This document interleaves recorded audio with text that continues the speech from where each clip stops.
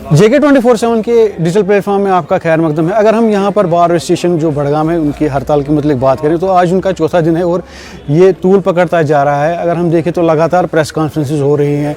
कहीं development forum जो है यहाँ का जो डिस्ट्रिक्ट डेवलपमेंट फोरम है वो ये बता रहे हैं कि यहाँ पर 44 कनाल यहाँ पर मौजूद है जो कि टाउन में ही मौजूद हैं, तो इनको इजगाम जाने की क्या ज़रूरत है। लेकिन बार जो है वो कह रहा है कि हमें 100 से ज़ायद कनाल जो ज़मीन हमें मतलूब है ताकि हम जो है पूरी वहाँ पर एक कॉम्प्लेक्स बनाए और हमारी पार्किंग और बाकी चीज़ें जो हैं वो सहूलियात हमें वहाँ पर मिले।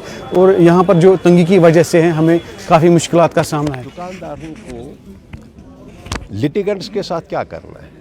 लिटिगेंट्स का काम है कोर्ट के साथ, जज साहिबान के साथ, अपने अपने वकला के साथ। यहाँ पर कोई जो लिटिगेंट है वो ख़रीद फरोख्त के लिए बड़गाम में नहीं आता है।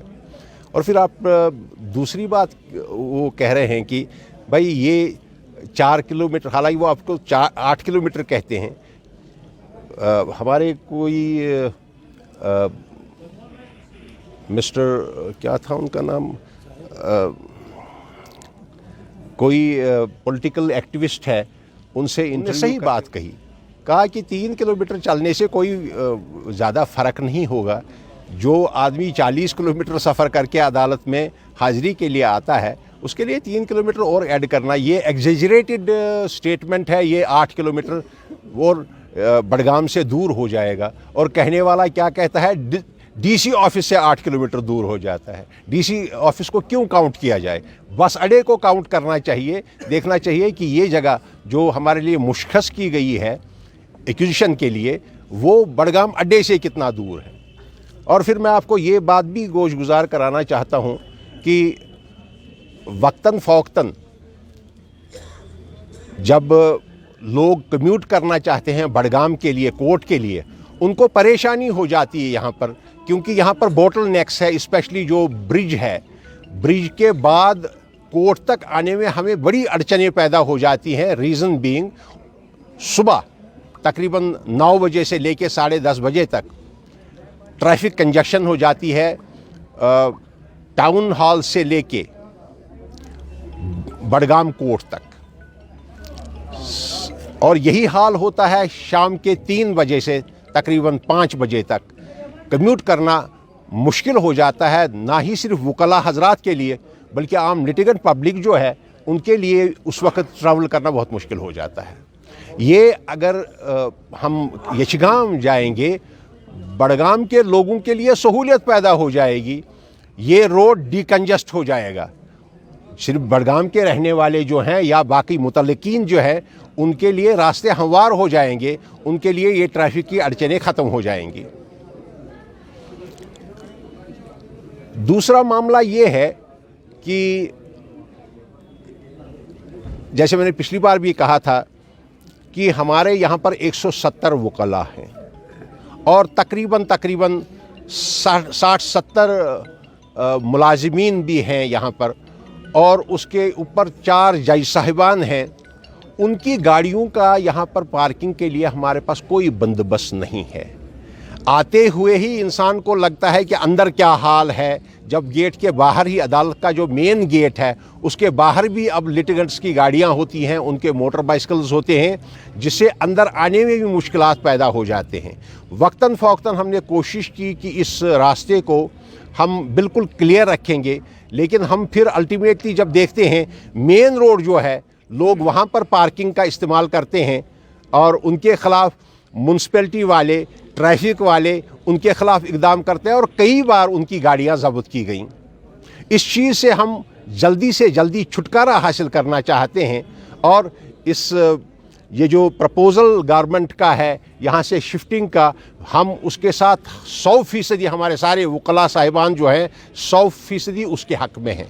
जितना जल्दी हो सके ये मामला जो है सुलझ जाएगा अगर हमको जल्द से जल्द यहाँ से शिफ्ट कराया जाए। कुछ साहब, क्योंकि कल जिस तरह से यहाँ की जो सिविल सोसाइटी है, मतलब जिस तरह से वो बयान दे रहे हैं, जिस तरह से यहाँ पर बार एसोसिएशन बयान दे रही है, लग रहा है कि ये civil society versus bar association हो रहा है। अगर एडमिनिस्ट्रेशन का मानना है कि वो आपको यहाँ पर स्पेस देंगे तो बार एसोसिएशन की जिद इशगाम तक ही क्यों है? देखिए, आप मेरी बात सुने ठंडे दिल से। ब्रीफ्ड हैं या क्या हैं आप? मुझे ये बताइए कि कहाँ पर अदालत कायम होगी, कहाँ पर रहेगी, ये हमारा फ़ैसला नहीं है। ये फ़ैसला ऑनरेबल हाई कोर्ट का है कि हमें अदालत के लिए जगह यचगाम में चाहिए। यचगाम में उनने आइडेंटिफाई की, गवर्नमेंट ने उसमें हामी भरी। जैसे मैंने पिछली बार भी कहा कि कमिश्नर सेक्रेटरी साहब जो हैं, उन्होंने डिप्टी कमिश्नर साहब को सिर्फ ये लिखा है कागजात बनाएं ताकि ये ज़मीन जो है जुडिशरी को ट्रांसफ़र किया जाए। लेकिन जैसे मैंने पिछली बार भी कहा, कुछ वेस्टेड इंटरेस्ट्स हैं जो इस चीज़ को सबटाज करना चाहते हैं। आप उन लोगों को जो अपने आप को सिविल सोसाइटी कहते हैं, यहाँ पर अस्पताल था, कोई जगह अगर मौजूद यहाँ पर होती, उसको रेशीपोरा लेने की ज़रूरत क्या पड़ती, क्योंकि ज़मीन ही नहीं है। हमने अपने तकरीबन 17 साल से हम इस चीज़ के पीछे हैं कि यहाँ से अदालत को शिफ्ट किया जाए। ये आज पहली बार सुनहरी मौका है कि इसको शिफ्ट करने के इक़दामात शुरू हो गए हैं। आप बाकी डिपार्टमेंट्स देखिए, वो है कहाँ? आपके पास ज़मीन ही नहीं है बडगाम में, प्रॉपर बडगाम में कोई ज़मीन नहीं है। अगर आप यहाँ के हैं तो देखिए यहाँ पर क्या हाल है। मैंने पिछली बार इसीलिए कहा था कि अगर डिप्टी कमिश्नर बडगाम को लगता है कि नहीं जी हम यहीं पर आपका अरेंजमेंट करेंगे, मैंने कहा था वो अपना दफ्तर बंद करें, वहाँ पर हम वहाँ पर शिफ्ट करेंगे, वो ढूंढे अपने लिए वो जगह जो मुहैया उनके लिए बडगाम में रखी जाए। पहले ही प्रेसर में कहा है कि हमें कोई अड़चन नहीं, कोई दिक्कत नहीं किसी भी फोरम के साथ बात करने की। अगर वो आते हैं हम दिल खोल के उनसे मिलेंगे। लेकिन मैंने पिछली बार भी कहा कि यहाँ बडगाम में ज़मीन ही नहीं है।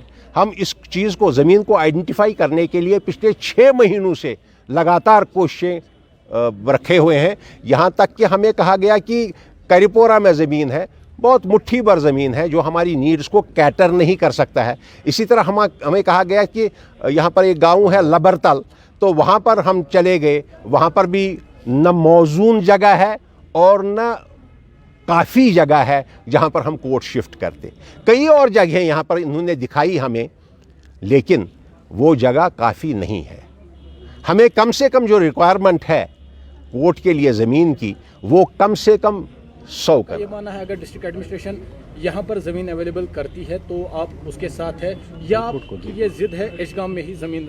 मेरी बात सुने, आप वकालत के प्रोफेशन से ताल्लुक़ नहीं रखते हैं। ये होते हैं गवर्नमेंट के डिसीजंस, कहाँ पर कौन सी चीज़ सजती है, कौन सी चीज़ होनी चाहिए, ये गवर्नमेंट का फ़ैसला है। सिविल सोसाइटी का या हमारा उसमें कोई अमल दखल नहीं है। मैं आपको वसूख और ईमानदारी से कहता हूँ, ये जो ज़मीन यचगाम में आइडेंटिफाई हो गई, हमारा कोई अमल दखल इसमें है नहीं। वी डोंट नो, ना ही ये अमल दखल होना चाहिए सिविल सोसाइटी का। अब मेरी बात सुने, जैसे मैंने कहा कि आप इस हमारे प्रोफेशन से ताल्लुक़ नहीं रखते हैं। आपने वो दौर भी देखा होगा जब हमें यहाँ पर बेल हासिल करने के लिए मिलिटेंट केसेस में जम्मू जाना पड़ता था। मर्जी थी गवर्नमेंट की कि उसको सुनने वाला जम्मू में रहना चाहिए, हम जम्मू जाते थे। आजकल के ज़माने में एक एक्ट है जिसको हम सरफेसी एक्ट कहते हैं। अगर उस एक्ट के तहत कोई ऑर्डर हो जाता है, हमारा यहाँ पर कोई अपीलेबल अथॉरिटी है ही नहीं जम्मू कश्मीर में। अगर किसी को उस ऑर्डर को चैलेंज करना होगा, अपील करनी होगी, उसको चंडीगढ़ जाना पड़ता है, क्योंकि उसके लिए अदालत कायम की गई है चंडीगढ़ में।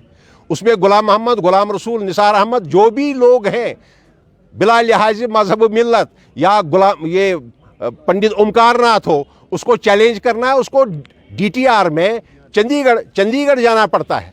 ये गवर्नमेंट का प्रेरोगेटिव है, ये उनकी मर्जी है कहाँ पर कौन सी अदालत रखी जाए।